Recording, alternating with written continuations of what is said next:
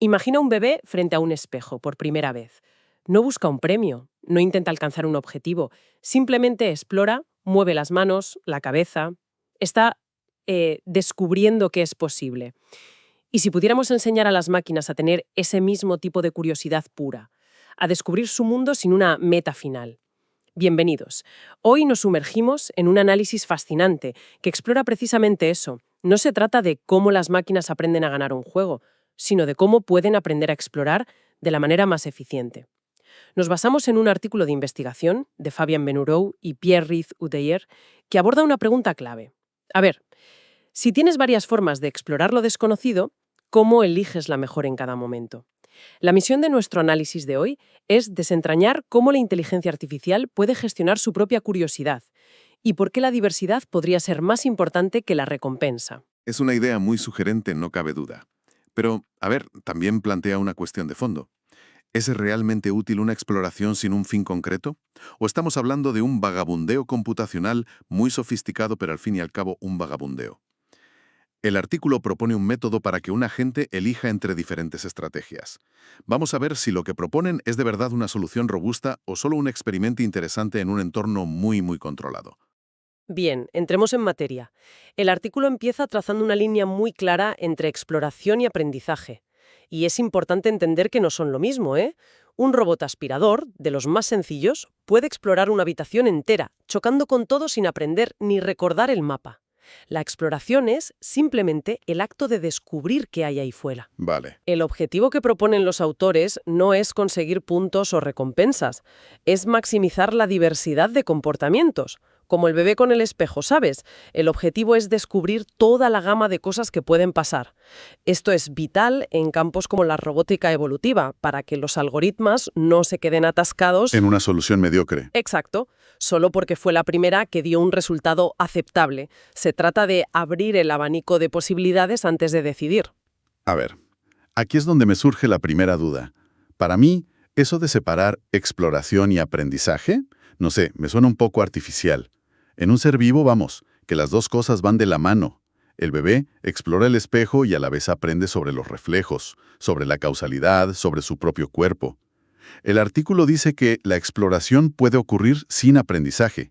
Y pone el ejemplo del robot aspirador. Sí. Pero ese es precisamente el ejemplo de una exploración tonta. Un sistema verdaderamente inteligente debería usar lo que explora para aprender y mejorar. ¿No corremos el riesgo de diseñar sistemas que simplemente generan variedad por generarla? O sea, sin un propósito real. Una cosa es evitar quedarse atascado en un mínimo local y otra muy distinta es generar ruido por sistema.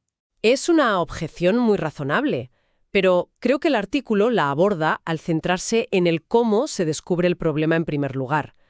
Antes de poder aprender a resolver un laberinto, tienes que explorar y descubrir que existe un laberinto. Y aquí es donde la cosa se pone realmente interesante. Para probar su idea, usan un entorno simulado, un brazo robótico con 20 articulaciones. 20. 20. Es una barbaridad de grados de libertad.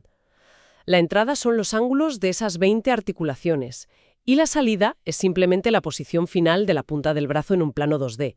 Es un problema complejo porque hay muchísimas combinaciones de ángulos que pueden llevar la punta al mismo sitio. Una redundancia masiva, vaya. Mover una articulación de la base tiene un efecto mucho mayor en la punta que mover la última, y combinaciones sutiles de todas ellas pueden anularse entre sí.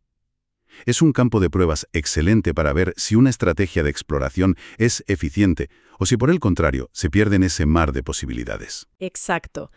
Y a la gente se le dan dos estrategias de exploración para elegir. La primera es la más simple que te puedas imaginar. Balbuceo motor aleatorio, o random motor babbling. En esencia, mueve las 20 articulaciones al azar. Como se ve en la figura 1 de la fuente, esta estrategia es muy ineficiente. El brazo pasa la mayor parte del tiempo con la punta cerca del centro, donde la redundancia es altísima, y casi nunca explora los bordes de su espacio alcanzable. Claro. Es como intentar encontrar las llaves en una habitación oscura moviéndote a trompicones. Lo más probable es que te quedes dando vueltas por el centro. Lo cual tiene todo el sentido del mundo. Estadísticamente, hay muchas más combinaciones de ángulos que resultan en una posición central, que en una posición extrema, con el brazo totalmente extendido. El movimiento aleatorio simplemente sigue la distribución de probabilidad de los resultados, o sea que está fuertemente sesgada hacia el centro. No es una exploración inteligente, es puramente estadística. Precisamente. La segunda estrategia es más sofisticada. Balbuceo de objetivos aleatorio o random goal bubbling. Aquí, en lugar de mover las articulaciones al azar, el sistema elige un punto al azar en el espacio y trata de que la punta del brazo llegue allí. Para que esto funcione, el robot necesita una especie de intuición. Si quiero que mi punta vaya allí, ¿qué ángulos debo mover? El llamado modelo inverso. Eso es. Y el que usan aquí es muy básico. Exacto, es casi ingenuo. Simplemente busca en su memoria el movimiento que le dejó más cerca en el pasado, y lo repite con una pequeña variación.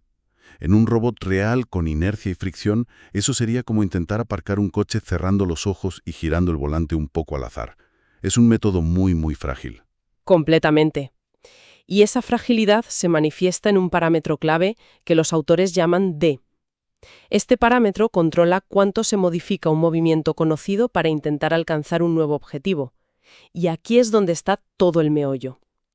Si D es demasiado pequeño, pongamos 0.001, el brazo se queda atascado en pequeños grupos de movimientos. No sale de ahí. No sale. Sus pasos son tan diminutos que nunca sale de su vecindario inmediato. La figura 2 lo muestra perfectamente. La exploración se fragmenta en pequeños cúmulos aislados. Por otro lado, si D es demasiado grande, como 0,5, la perturbación es tan masiva que es casi tan caótico e inútil como el movimiento aleatorio del principio.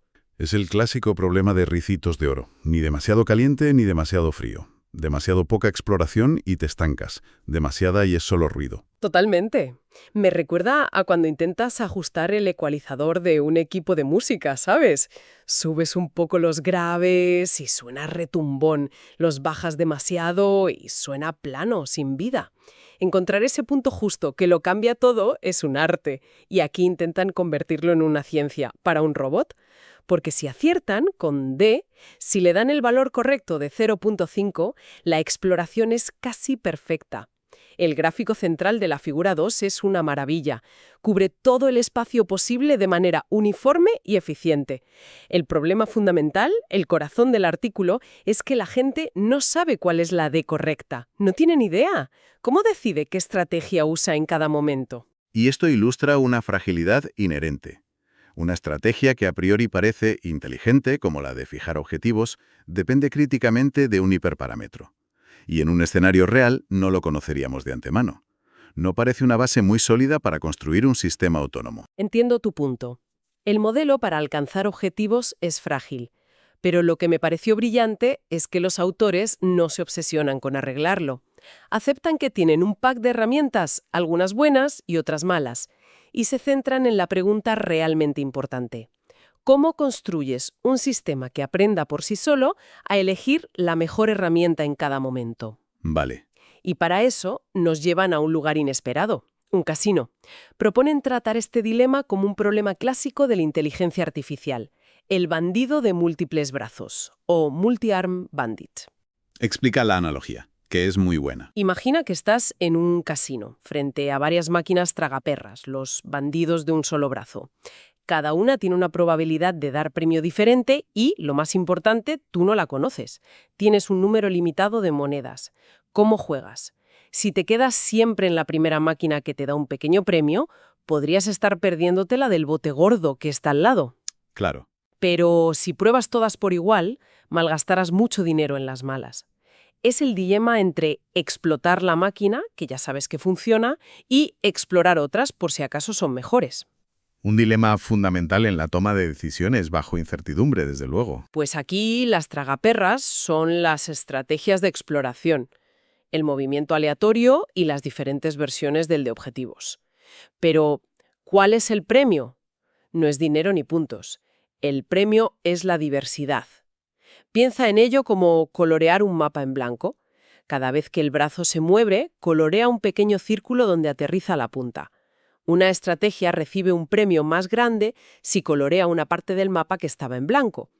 Si vuelve a una zona ya coloreada, el premio es pequeño o nulo. El objetivo es colorear todo el mapa lo más rápido posible. Y esa es una idea potentísima.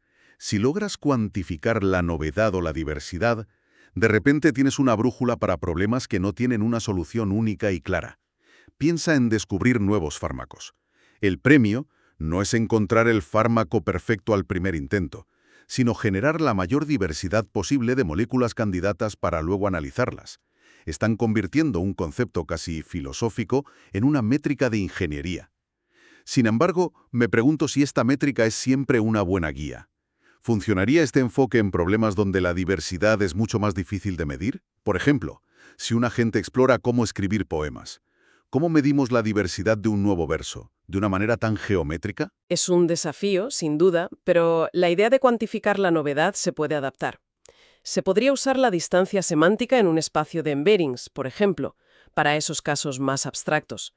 Pero ciñéndonos a este trabajo, el enfoque de colorear el mapa funciona. De acuerdo. Pero hay otra complicación. El problema real aquí es más complejo que el del casino clásico. El valor de cada tragaperras, de cada estrategia, cambia con el tiempo.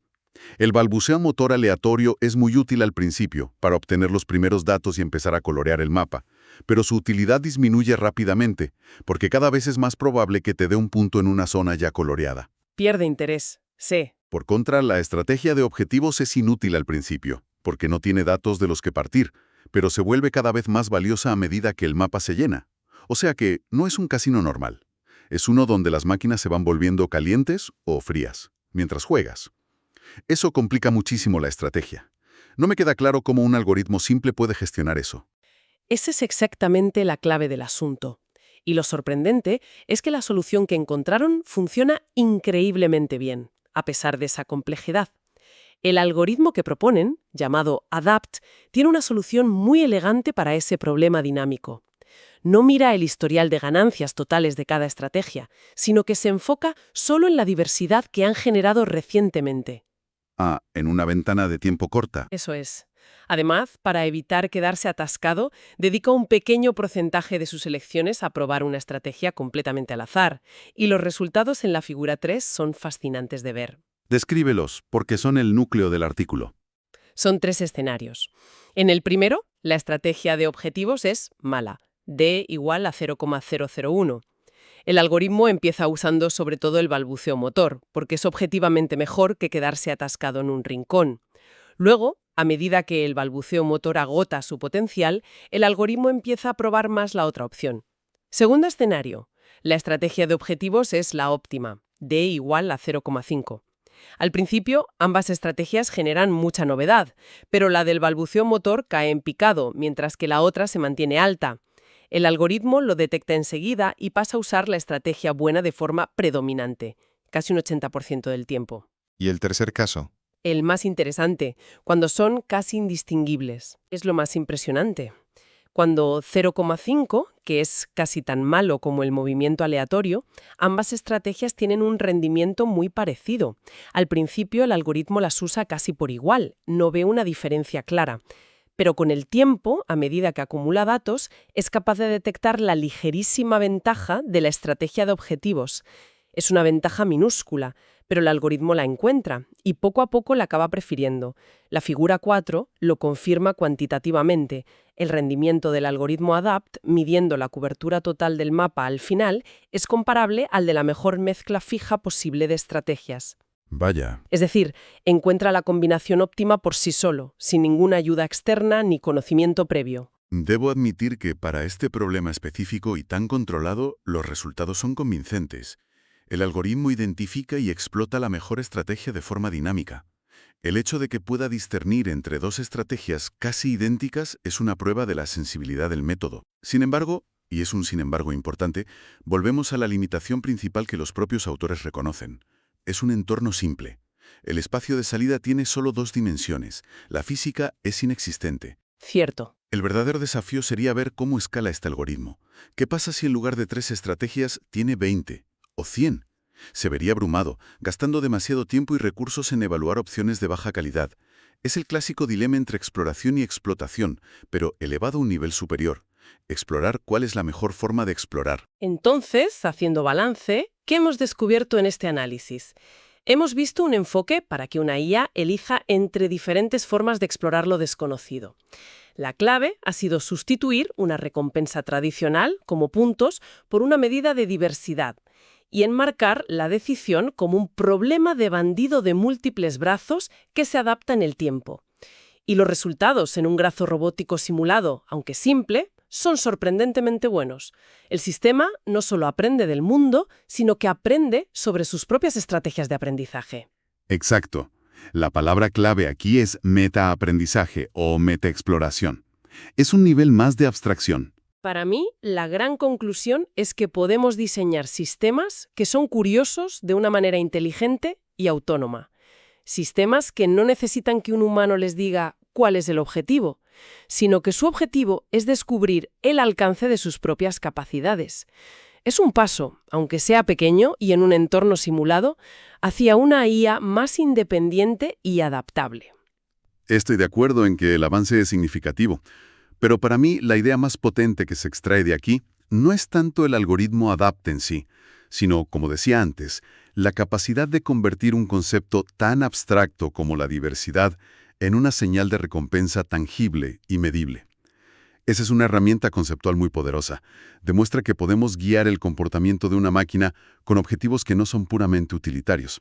Se podría aplicar en otros muchos campos, más allá de la robótica. Como la generación de arte. O el diseño de materiales. En cualquier sitio donde el objetivo no sea optimizar una única variable, sino explorar un espacio de posibilidades de la forma más rica posible. Me gusta esa perspectiva. Amplía el alcance mucho más allá de un brazo robótico. Y para cerrar, el artículo menciona de pasada algo que abre una puerta fascinante. Dicen que un robot podría tener otras estrategias de exploración como pedir ayuda social u observar a un compañero. Esto nos deja una pregunta para reflexionar. ¿Cómo funcionaría este sistema si una de las tragaperras a elegir fuera preguntarle a un humano? ¿En qué momento decidiría el algoritmo que pedir ayuda es la opción que genera más diversidad de conocimiento que seguir intentándolo por su cuenta? ¿Cuándo la frustración de no encontrar nada nuevo supera el coste de preguntar? Ahí es donde esta investigación se conecta directamente con el futuro de la colaboración entre humanos y máquinas. No se trata solo de que la máquina explore por sí sola, sino de que aprenda cuándo es más eficiente colaborar. Con esa idea en mente, concluimos nuestro análisis de hoy. Gracias por acompañarnos.